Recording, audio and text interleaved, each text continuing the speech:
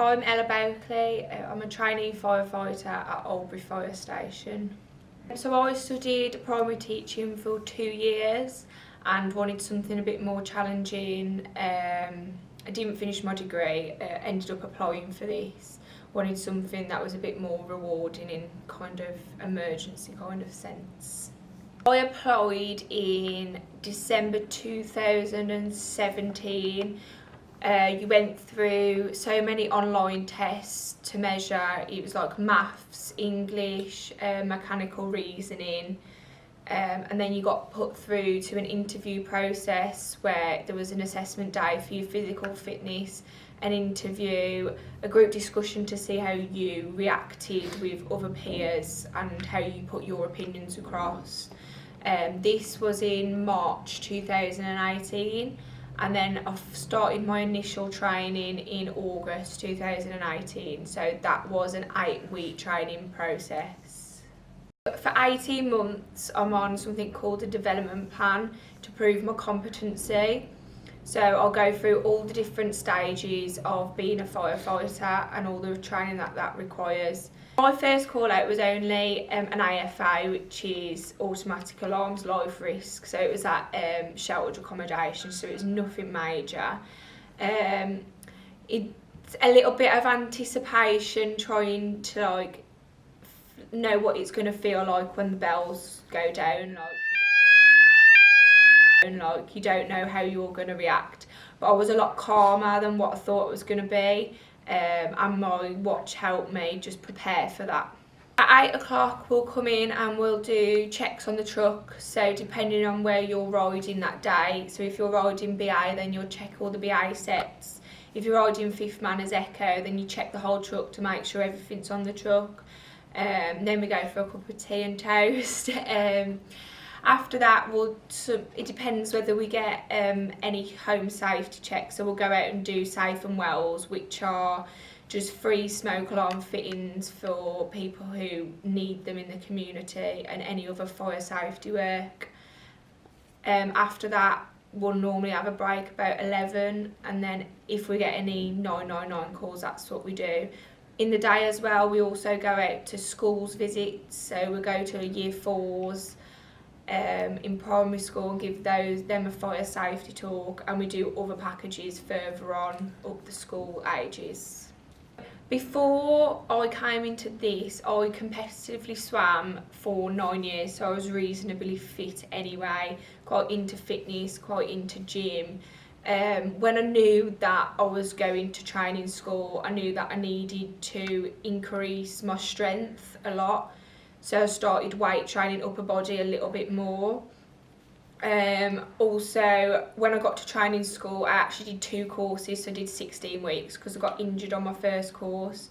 So physio and kind of I wouldn't say it wasn't counselling, but mental coaching to help me deal with that enabled me to be mentally fit as well. If it's something that you really want to do, go for it because it's great. There's downsides to every job, but I couldn't say that coming to work is coming to work for me, because it's not work. I think for fuck's sake I've got to go to uni, and then now I'm like, oh, we'll come in, we'll have a bit of a laugh with the lads, it's alright. Our training that we do in all different aspects prepares to anything that we could be called out to, but also on the job experience helps as well. So if it's something that I've been to before, I'll be able to know what I did wrong in effect and what was good, and just change that. Also, from the moment you step out the doors, just preparing yourself mentally for the speed of the job. So say if we go to house fire or something, there's people hanging out the windows, we've got to get in there quick, so just preparing yourself for that. The best part about my job is knowing that people look up to you and you're kind of a role model to people. So just little things whenever we go out on the truck and I'm on the back of the truck by the window, people second glance me because I'm female. So it's nice to know that it's something that many females don't do, but I've got the attributes and physical fitness to do it. So that's probably the most rewarding part. Personally, anyone who's able to do the job should join. Not just women, anybody who wants to do it and has a passion for it, I would advise to join. So at Oldbury, we all have targets to hit in the community. So we'll go out into the community, as I said, do safe and well. So fix free smoke alarms, give fire safety advice, any extra things that we can provide to prevent fires in homes or businesses, then that's what we go out and do. We do school visits. They're probably my favourite part of community work because I just love kids. That's why I did a primary teaching degree. So we'll go out, give them fire safety advice, give the older children advice about safe driving, wear your seatbelts and stuff like that. Also, we do community events such as charity car washes for the firefighters charity, which we've just had one. I am planning RTC, it's an RTC month, so we're going to be pulling over certain drivers and just using our VR equipment to make them aware of different hazards on the road and what they can do to help prevent any RTCs in the future. Dealing with a difficult call, everyone deals with everything differently. So for me, it's kind of just knowing that you've done your best at that job to help the situation. You can't make the situation the best that it can be because it's physically out of your control, but if you can do everything that you can do, then I know I've come away from the job happy, even if it was difficult. We had a house fire, it was in the kitchen, and like literally what we have to do, so like say if like there's a fire here, we'd have to take all these ceiling bits out and take all of that out. So we had to like knock their kitchen back to like plasterboard, like to the bricks, like to make sure that there wasn't any seats of fire anywhere. So that like it gets you a little bit, but like I haven't had any like fatalities yet, so fingers crossed.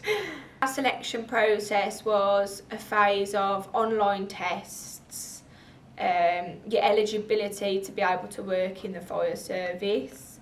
Then we went through an assessment day, which had involved in that was like a morning thing which was quite theory. So we had a group discussion where they literally just gave you 4 topics and in a group you just had to discuss it to see what your interaction is like with others.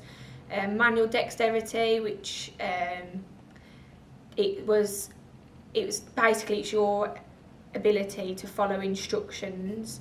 So we had to construct a piece of equipment that was completely made up just from a photo in a certain time.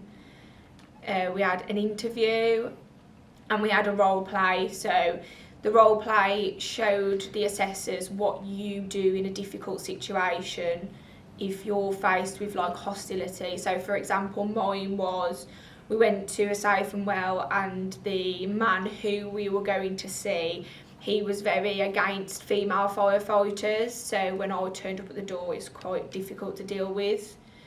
Of the afternoon it was all physical, so we had an equipment carry which you had to pass in a certain time, casualty drag, you had to do confined space to make sure that you weren't like claustrophobic or anything, and a grit test as well.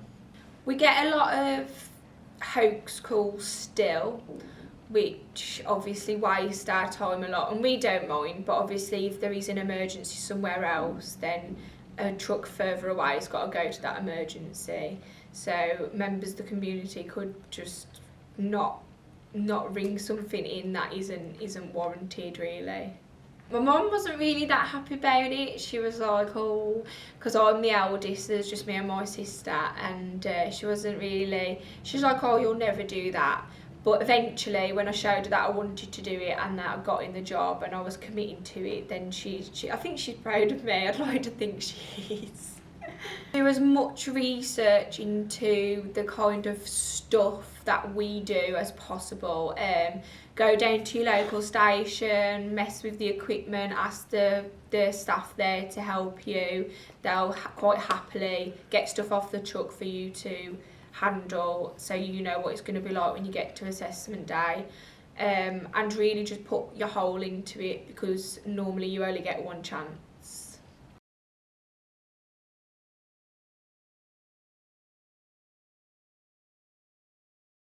We're just about to do some guidelines training in the BA hothouse. There'll be no fire involved, so when we use guidelines, we use them after the fire has been put out.